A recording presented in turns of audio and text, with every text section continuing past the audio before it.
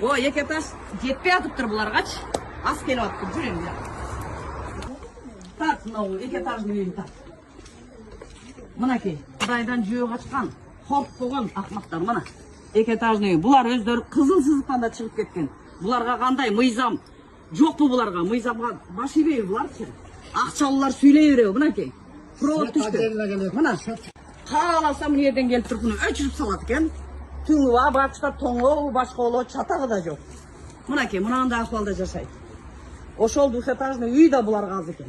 Атайлап тұрып туалеті мына мінерге. Бұл жерде қоро бар әлі. Қороны суыр ұрғып түсірттір. Өздері білгендер атқанда. Тарт мынакей. Еркегі мына ол. Еркегі. Еркек болбай қап-қара жерге кетті. Атаң башы болды. Уялмай сөйлеп қойды. Қай сөйтіменен сен намаз оқисың?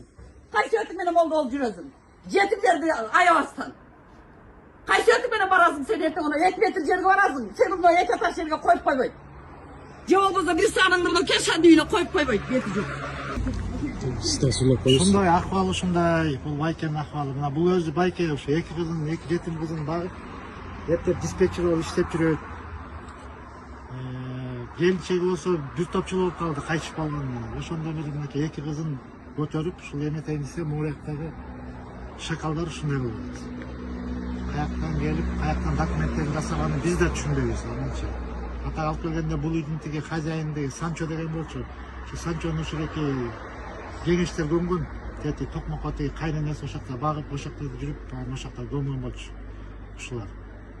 Ошондон Кеңеш деген ушул атасы мынакей. Кудай момун киши бул. Кудай момун киши. Коебуздан чөө албаган адам ушул. Ошон үчүн басмырлап атат да тигилер. Ошон үчүн кыйын болуп атат. Эгерде бу дагы аябай ошолор ошо митеан болгондо бул бала кылат эле да. Ошон үчүн бул аябай момун киши, жакшы киши. Ошон үчүн ушул 2 кызым деп өмүрү өтүп ушул кыздарды багып чоңойтты мынакей. Ушул жерде төрөлгөн эле.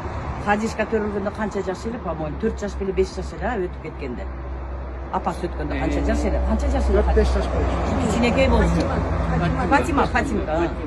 Фатима кичинекей эле мынакей алды эле уже 60 класста. Айлумен теңде 11 жаш болуп калды мына. Ушинтип өмүрү өтүп келатат. Ушул жоош болгон үчүн унчукпастан эмне кылса дагы монтип тээп үйүнө кирсе дагы бар жогун бузуп салса дагы бар жогун сындырса дагы бардыгына көнүп унчукпай келатат да. Ошон үчүн ушул жанагы жакшынакай комментарий жазган калайык калкты мен суранат элем. Абдан жакшы экен мына жаштар жакшынакай комментарийлерди жазып атат. Кошуналар каякта элеңер дедиңер. Мынакей кошуналар Кудайга шүгүрбүз. Просто бардыгы иштегизи иштет, аладагы талада болом.